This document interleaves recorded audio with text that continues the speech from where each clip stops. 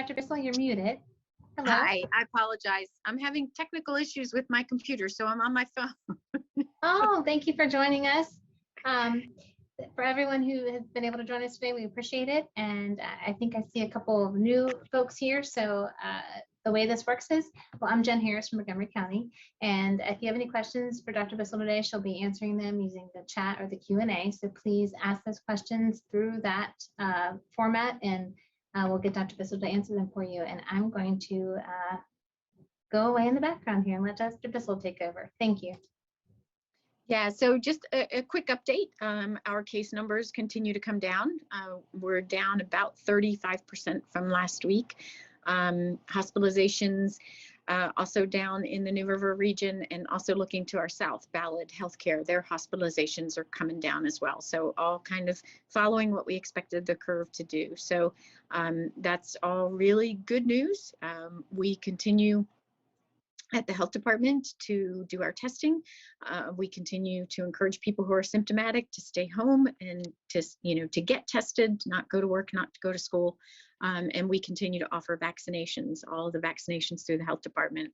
I do think people probably have heard that the FDA has put on hold any further action on the Pfizer vaccine for those children who are under 5 because of the data not being where they wanted it to be, and waiting to see what happens if they do that 3rd dose for those 2 to 4-year-olds. So more to come on that, but we do continue to vaccinate the 5 to 11-year-olds, the 12 plus, and the adults. So and we continue to offer 1st doses, 2nd doses, 3rd doses for those who are immunocompromised, and then boosters. So I'll go ahead and take any questions that people have.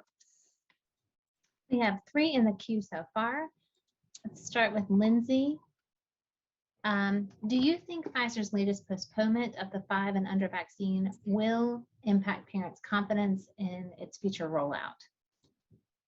Well, I hope people see it as a good sign that the data wasn't showing what they wanted to see, so they're putting it on hold until they get more data with that 3rd dose. And again, I think it's important to see that this is efficacy data, not so much not safety data that was made, that became an issue. It was more efficacy data. I think they made it pretty clear in December timeframe that while the 6 months to 2-year-olds, they were getting very robust immune responses.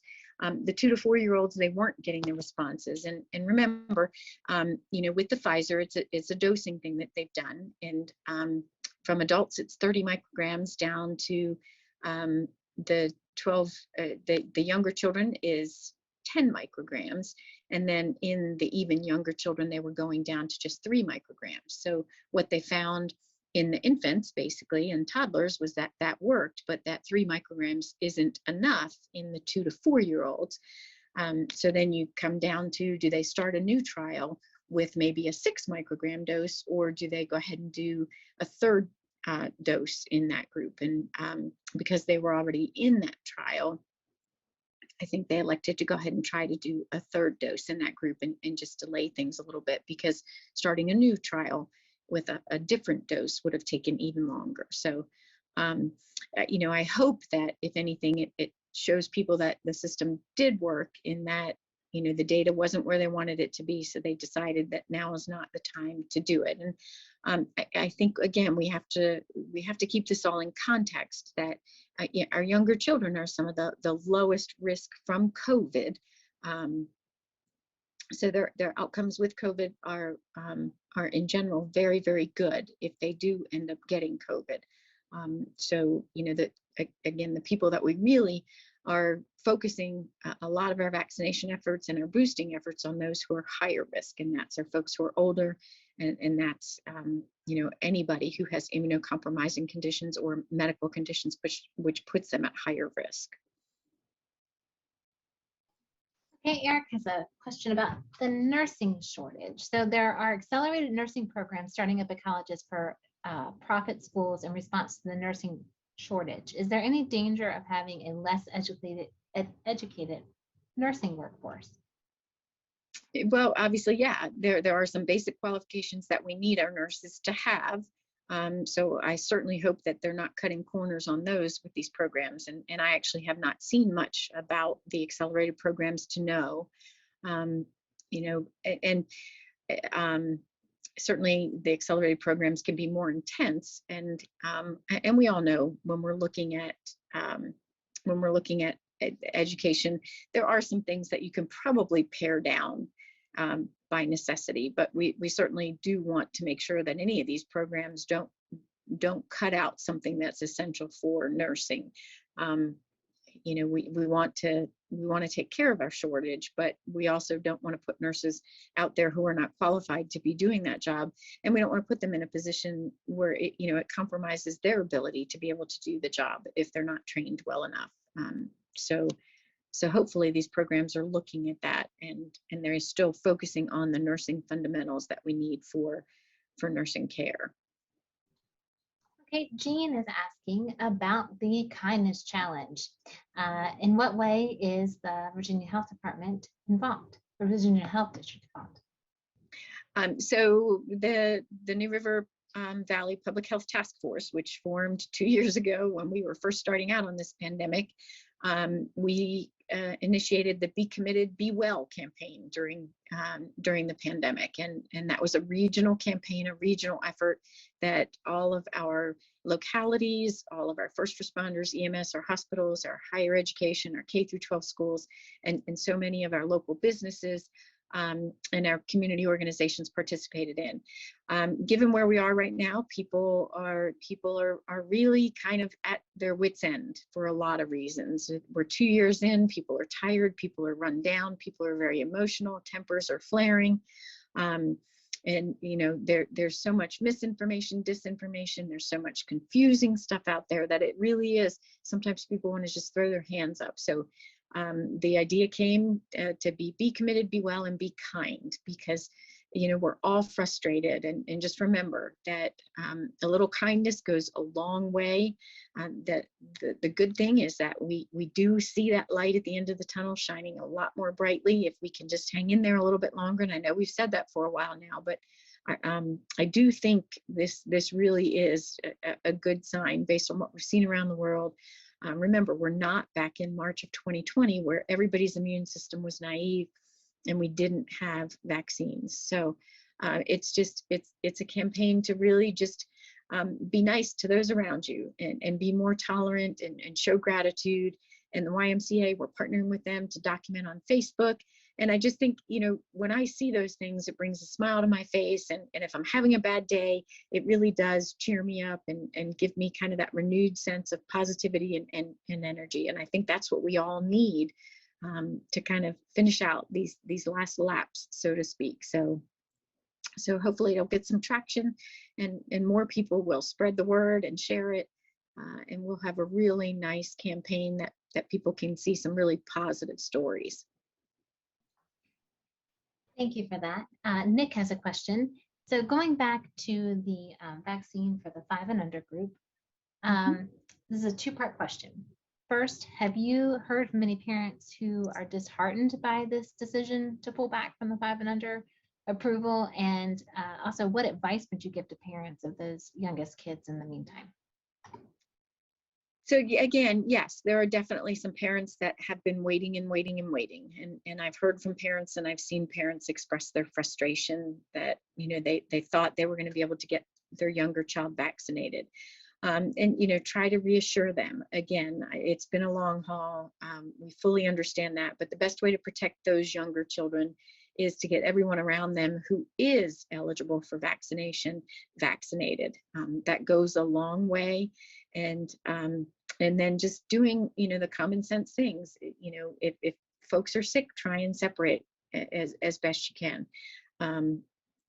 And just remember again that those youngest children are at the lowest risk from COVID, and it's I know it's not zero risk, and I find that people kind of want that absolute one or the other. And unfortunately, that's not the case with COVID, but it's certainly also not the case with vaccination. The vaccination is low risk, but it's not zero risk. So as we're doing that risk assessment, we want to keep the vaccine in that, in that stage where it is, we know it's safe, we know it's effective, we know it's doing what it's meant to do. If the data isn't showing that it's doing that, even if the safety data really doesn't look like that's changed much, just putting out a vaccine that's not efficacious for what it's intended to do, just giving the vaccine itself, even absent the vaccine, it's an injection, so there's discomfort there. There are all the potential side effects of the vaccination itself. So you have to look at those things. And again, just, take comfort in those children are the lowest risk of any age group. And the best way to protect them right now is just the common sense things. And then those who are around them that are eligible for vaccination, go ahead and get vaccinated. Okay, there appears to be 2 more questions in the queue. So I just want to remind everyone, if you have any questions, you can ask them using the chat or the Q&A. Okay, Tom is asking, I believe the last time we spoke, you said the statistics did not show any infection difference in school systems that mandated masks for children and those that did not. Is that the same today? Yeah, the curves in general, and you can use the CDC data and you can do the curves. The curves in general don't show significant difference, and especially not so much with the Omicron variant. And I think, people take that again in this absolute as meaning that masks don't do anything, and that's not what it's meant to do. Although there are studies, there is a good study out of Bangladesh that showed that the cloth masks really don't. They're not very effective. Surgical masks are a little bit more so, and then certainly the N95s more so. But again, with any intervention, you have to look at how much of a benefit versus whatever cost there is with that. So when you have an overarching mandate that everyone wears them, again, the cloth masks are not as effective. And if people are not as compliant in wearing them properly, that's where you'll start to see that maybe they don't make as much of a difference. And that's why we really have started to shift to looking at individuals and individuals who want to wear masks for their own safety. A surgical mask that's the knotted and tucked, the N95s, those are available now. It's not so much a supply issue. Double masking for those who want to. And that's an option for people who want to continue to wear them and feel like they do have benefit out of them. I hear lots of anecdotal stories of people who they've been masking and they haven't been sick, and they feel that's the way to go for them. I think where we're going with the universal masking is that it probably wasn't as effective because of those other reasons, different types of masks, different compliance with masks. And so they really didn't show a difference in the curves in cases in places that had the mandates in effect versus those that didn't. But certainly for the individual, you have to do what makes you feel most comfortable as we sort of are learning to live with COVID. And that goes along with an individual risk assessment of what your risk is of COVID versus the risk of vaccination, and then a risk tolerance. People who are younger and healthier without any other comorbid conditions are likely going to take more risk. They're going to be tolerant of higher risk than someone who has other underlying conditions or is immunocompromised or has elderly family that they're taking care of. So that has to inform your behavior. And then we put masking in there as well. Those who are much lower risk, probably not going to be as compliant and as attentive to wearing masks, but those who have those other risk factors, putting those masks on is probably something that makes them feel that it lowers their risk just a little bit and makes them feel a little bit more comfortable with where they are and where the virus is right now. Okay, Jean is asking, Governor Youngkin has received the bill ending the mask mandate. What's your message to parents of school kids? I guess this really plays into what you were just saying about that. if and when it becomes law? So again, this is individual risk assessment, risk tolerance, and change behavior accordingly. And so Governor Youngkin, he actually has done PSAs for the radio and TV that, you know, he's not anti-mask, he's not anti-vaccine. He is very, you know, pro-choice about the matter, especially with the vaccine. He and his family are vaccinated. You know, and so he's pro-choice about people having the option whether or not to have their children masking in schools. I think where we are with our cases coming down, I think our children being of the lowest risk, and I think that the data showing that the curves really didn't change that much, and for all those reasons that I mentioned, it really is time that now we have this personal choice and family choice that we do what's best for our family, and we have our children do what we feel is best for them and best for our family. And the most important thing right now, and you know, one of the local school boards, I believe Roanoke, they had this discussion about unity, and you know, it's a matter of people choosing what works for them, what they feel comfortable with. And then no blaming or shaming one way or the other. People who want to mask, who want to have their children continue to mask, should be able to continue to do that. People who don't want to have their children mask should be allowed to not have them mask. Again, this all goes down to other things though. If children are sick, obviously keep them home. Please do not send them to school if they're symptomatic. So these are all other things that we can do to help, you know, control the spread and to help take care of each other, while at the same time making those risk assessments of our own. That appears to be all of the questions we have received today. Thank you all for joining us. And Monday is a holiday. As a result, we will not be having a press call on Monday. I believe we're going to try to do that on Tuesday. Is that correct? Yep. That sounds great. Okay. Thank you all. Have a great day. Thank you so much, everyone. Thank you, Jen, once again.